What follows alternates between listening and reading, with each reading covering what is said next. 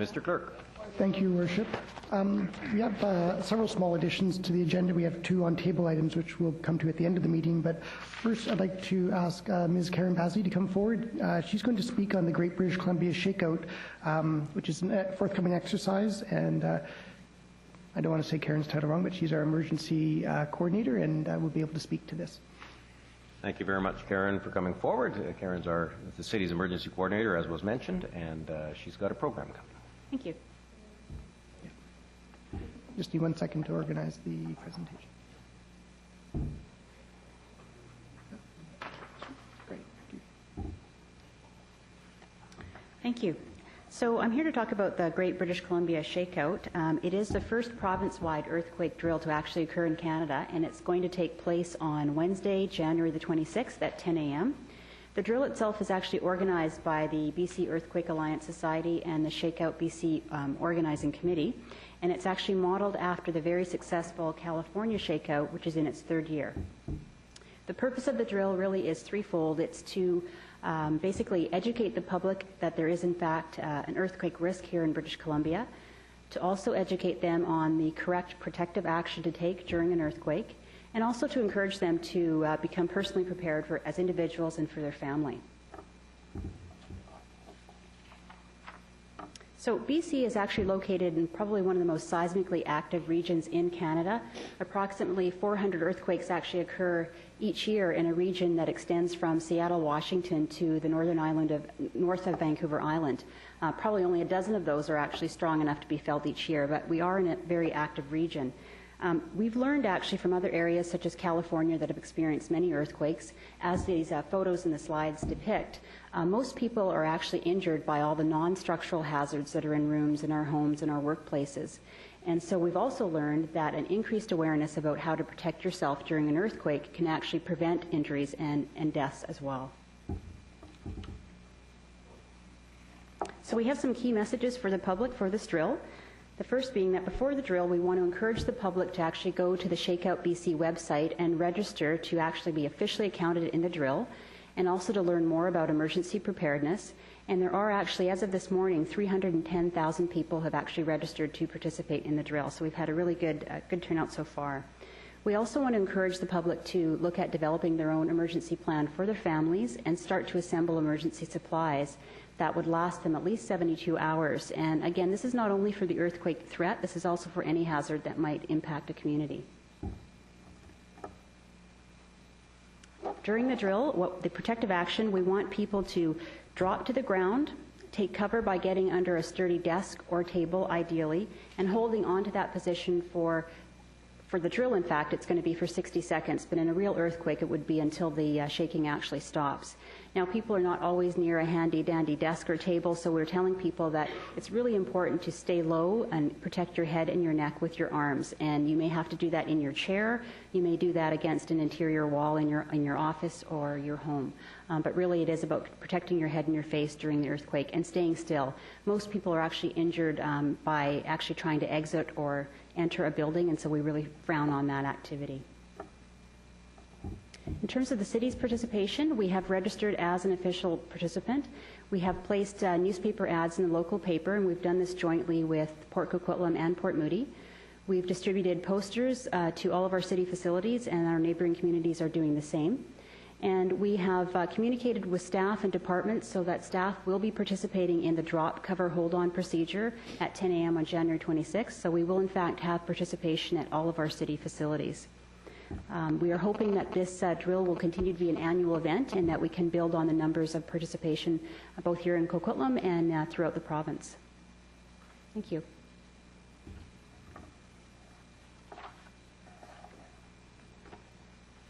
Thank you very much. I'm registered. Are we supposed to climb under our desks now and practice, or no? No, you don't want no, us to not do necessary that. now. Okay. Well, I want to encourage all of...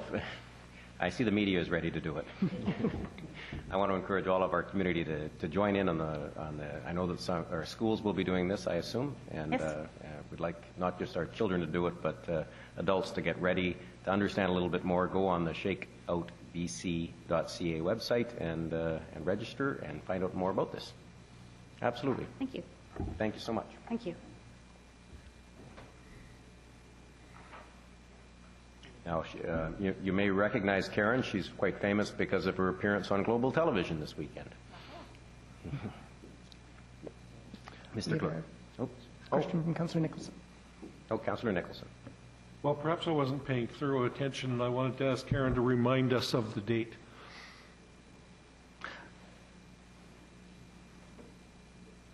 Date is Wednesday, January 26th at 10 a.m. Thank you very much. I'll send you an email. You already did, and I declined. I'm tied up. Thank you very much. No other questions. Mr. Clerk. Thank you, Your Worship. Item 1 is the minutes of the regular council meeting held Monday, December 13th. Recommendations to approve those minutes. Moved by Councillor Lynch, second by Councillor Reamer. All in favor? Opposed? Carried unanimously. Item 2 is the minutes of the Recreation, Sports and Culture Standing Committee meeting of Monday, December 13th. Recommendations to receive these minutes. Moved by Councillor McInnes, second by Councillor Lynch.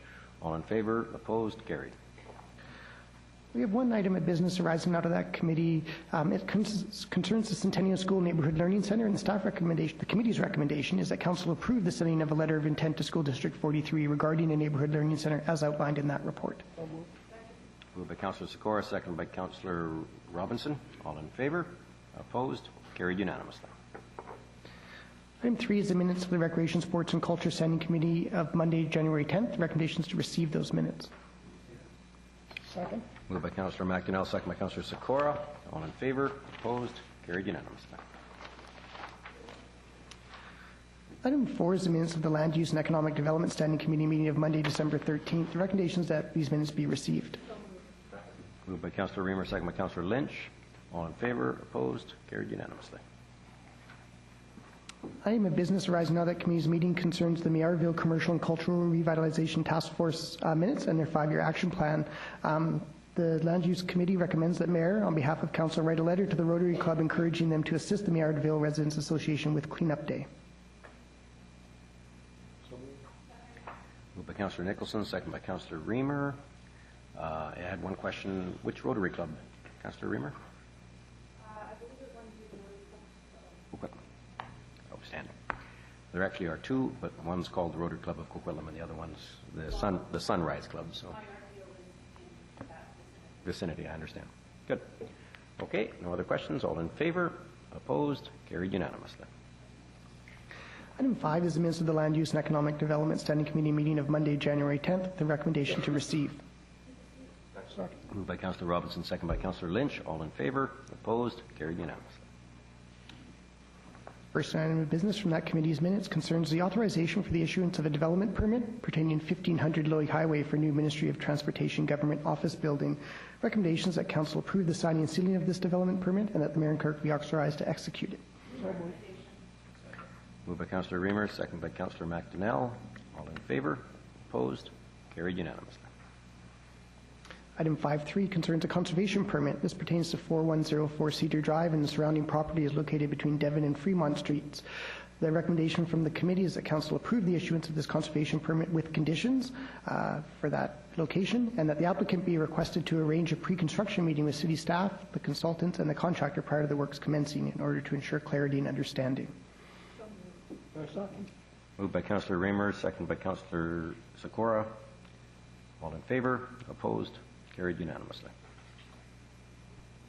Item 5.4 is the 5% provision of parkland pursuant to Section 941 of the Local Government Act for a proposed subdivision at 722 Grover Avenue.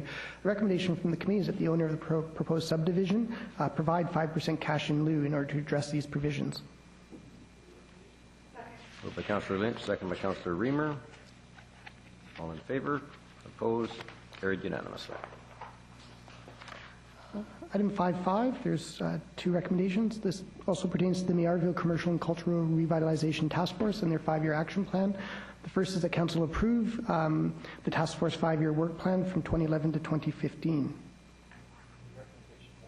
Moved by Councillor McDonnell, second by Councillor Sikora. All in favor? Opposed? Carried unanimously. Item 2 concerns the Maillardville core commercial area, and the recommendation is that Council and City staff be invited to a presentation of Maillardville's history in the Council chambers. Moved by Councillor Robinson, second by Councillor Reamer. I'm still struck by the title of this item, which is called Potential Development Incentives. It was evidently a wide-ranging discussion under that particular. Apparently, yes. Motion's on the floor. All in favor? Opposed? Carried unanimously. Item 6 is the minutes of the Engineering, Utilities, and Environment Standing Committee meeting of Monday, December 13th. Recommendations to receive those minutes. Moved by Councillor Lynch, second by Councillor Nicholson. All in favor? Opposed? Carried unanimously. Item 7 is the minutes of the Engineering, Utilities, and Environment Standing Committee meeting of Monday, January 10th. Recommendations to receive those minutes. Moved by Councillor Reamer, second by Councillor McDonnell. All in favor? Opposed? Carried unanimously. Item 7.2 pertains to the extension of infrastructure stimulus fund projects to October 31st, 2011. The Standing Committee's recommendations that Council adopt the following motion to request this extension under Canada's Economic Action Plan. It's a series of whereas clauses, followed by the identification of the 4 projects for which extension is being sought and the total eligible funding of those items. Therefore, be resolved that the City of Coquitlam attests that it will continue to contribute its share of the required fundings for these projects, and be it further resolved that all actual claims for costs incurred by March 31st for these projects must be and will be submitted no later than April 15th, and be it further resolved that the City of Coquitlam will ensure that the projects will be completed. Sorry, just there's one last clause, and that Council authorize the Mayor and City Clerk to sign the amended contribution agreements. Moved by Councillor Lynch, seconded by Councillor McDonnell. I guess I won't even comment on that. All in favor? Oops, Councillor Nicholson first. Thank you, Your Worship. You'll have to excuse me because I'm learning how to do the electronic agenda and find the right page from time to time. On page 2, further resolved that actual claims for all eligible costs incurred by March 31st must be and will be submitted no later than April 15th. Is that simply a piece of housekeeping because we're looking to extend the date to the end of October? So are we saying that everything we've spent to March 31st we'll get in by April 15th, but we have more time to complete? That relates, I think, to eligible costs incurred up to March 31st, even though some eligible costs will be incurred after that because we've extended the date. And I'm looking, most I'm just buying time until Mr. Suzak gets his microphone up. Mr. Suzak. I beg the forgiveness of the chair, Your Worship. I need to find the correct page on my agenda that Councillor Nicholson is on so I can follow along. Page 2 of the document. Of item 7.2? Of item 7.2. Okay. Further reserve. Before I get into the detail, the wording, the specific wording of this resolution is standard wording that senior governments have asked all of the municipal councils across the country to adopt.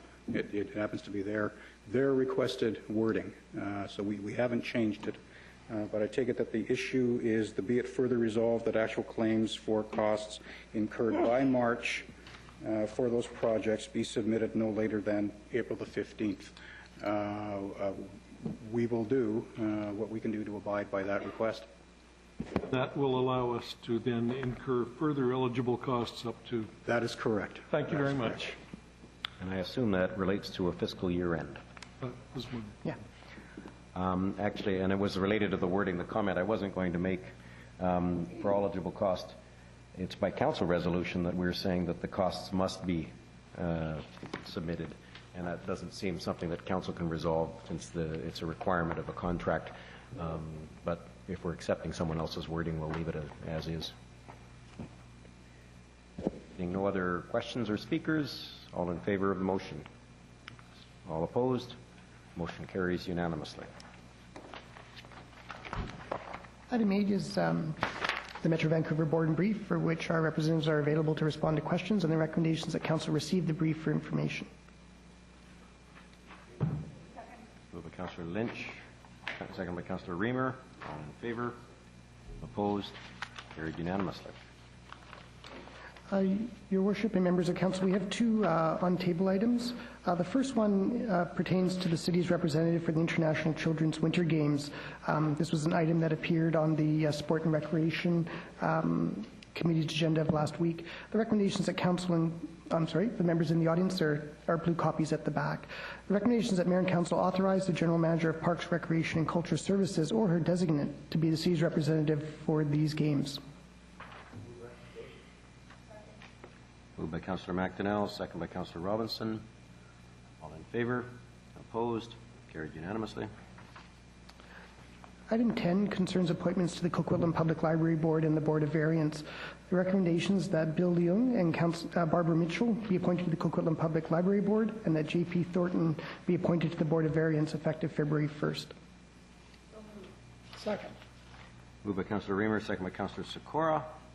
All in favor? Opposed? Those appointments are unanimous. Thank you, Your Worship. That's the last formal item on the agenda. I did want to wish, as we approach the Chinese New Year, I do want to wish a happy Year of the Rabbit. I know, Councillor, I'm sorry, that's what the year is, Councillor Reid. That's right. It's Year of the Rabbit. And Bunny rabbit. little bunny rabbits. So Perhaps ban the sale of them in Coquitlam? perhaps we could ban the sale of the bunny rabbits, but still celebrate Year of the Rabbit. Thank you all. Thank you all. Welcome to 2011, a year when we're going to have all of our council meetings be unanimous like this. A motion to adjourn? Motion. Moved by Councillor McDonnell, second by Councillor Reamer. Oh, you. No. Do you have an item for around the table? Go ahead then. And that's not around the table. That's simply so go ahead and you'll have to activate your microphone though. Go. Thank you. I'm doing this notice of motion. There's been a lot of talk in the press this past week or two about the City of Surrey and the City of Vancouver adopting online municipal voting. And so my notice of motion says, whereas Coquitlam in 2008 experienced a below average voter turnout of 21.5%, the provincial average was 35%, so that's 13.5% less than the provincial average. Whereas there is a need to engage a greater number of voters to maintain a healthy democracy. Whereas our citizens are using the internet for banking, purchases, selling, networking, and information. Whereas our citizens are busy, many too busy to vote in the traditional manner. 57% of non-voters cited time pressures that prevented them from getting out to vote.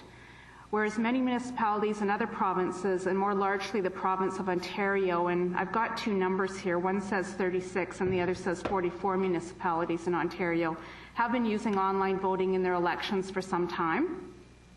Whereas the BC Liberal Party is allowing online and telephone voting in their election to choose a new premier.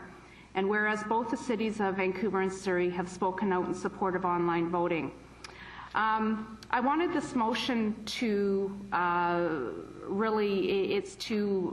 put some intent out there that the City of Coquitlam is interested in proceeding in this manner. And I had two thoughts of action that I was considering, and I chose the second one. And so the motion reads, and I'm very open to it being amended, be it resolved that the City of Coquitlam forward a letter to the provincial government requesting, one, that the government pass legislation, preferably in the next sitting of the legislature, that will allow online voting within the Local Government Municipal Elections Act and or BC Elections Act. Two, that the provincial government and Elections BC source out potential providers of this service on behalf of municipalities.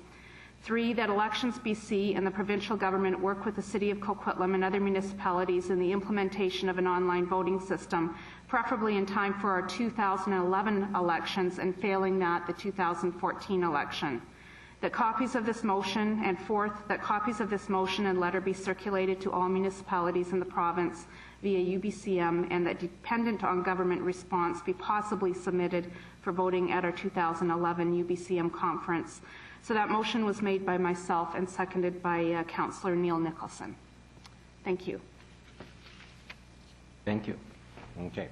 So that will actually be debated the next week, or 3 weeks from now. 3 weeks from now. Councillor Lynch has something. Yes, thank you. I was actually just following up on an email that was sent to me by a councillor from the City of Port Moody who had forwarded a resolution that they'd passed regarding the Murray-Clarke connector, and he'd asked me to raise that issue. I think they're asking us to endorse their resolution, which I don't have currently with me. But I was wondering, as our city's representative on TransLink, if you are aware of the resolution that's been passed, specifically requesting that we endorse or support what they're trying to do with the Murray-Clarke connector after, of course, that we get the Evergreen line in.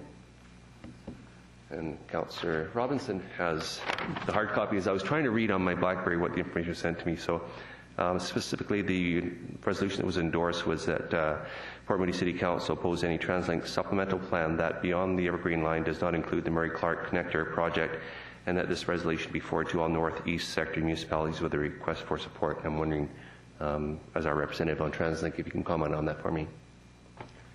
Okay, I will. The challenge before us now is that TransLink has made several supplement proposals, and one of them, the most two recent ones, both of them included the Evergreen line. The second version, or the more expensive supplement, also included a number of investments south of the Fraser. As a result, though, of course, it had omitted the Murray-Clarke connector. There was some, Port Moody, of course, feels quite strongly about that. Actually, I feel quite strongly about it too, and many of our residents would undoubtedly use the Murray-Clarke connector as a regional transportation alternative.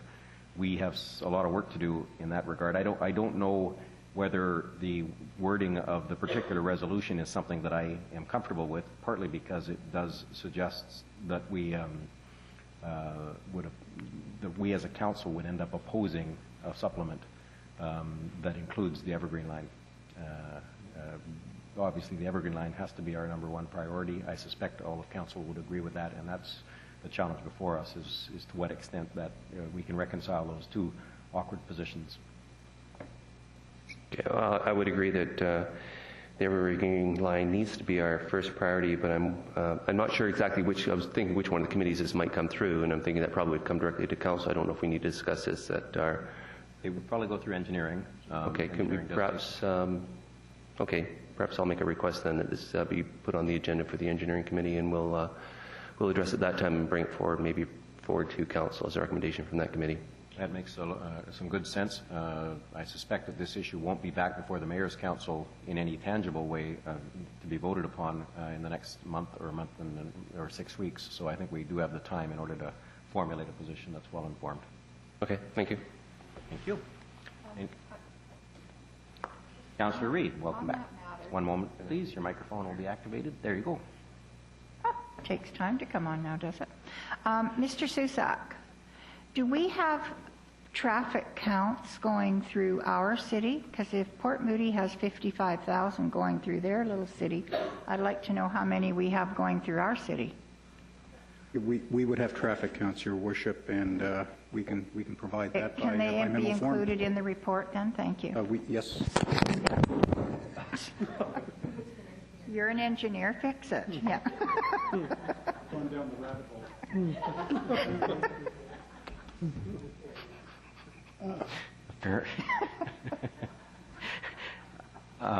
Our city engineer just broke his microphone. So, but what he was saying was that we have traffic counts, and he was apologizing to council that he doesn't have them at the top of his head. No, I asked for them with the committee, but then he broke our equipment. Yeah.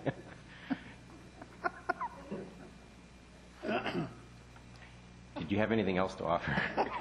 No, we will have the information available at the appropriate committee meeting. Thank you very much. Any other questions or comments from council? The motion was to adjourn. It's moved and seconded. All in favor? Opposed? Carried unanimously. As is our custom, we will allow questions from the audience on tonight's agenda. Are there any questions on the agenda items from tonight, including the on-table items? Any questions? Seeing none. Thank you all for coming.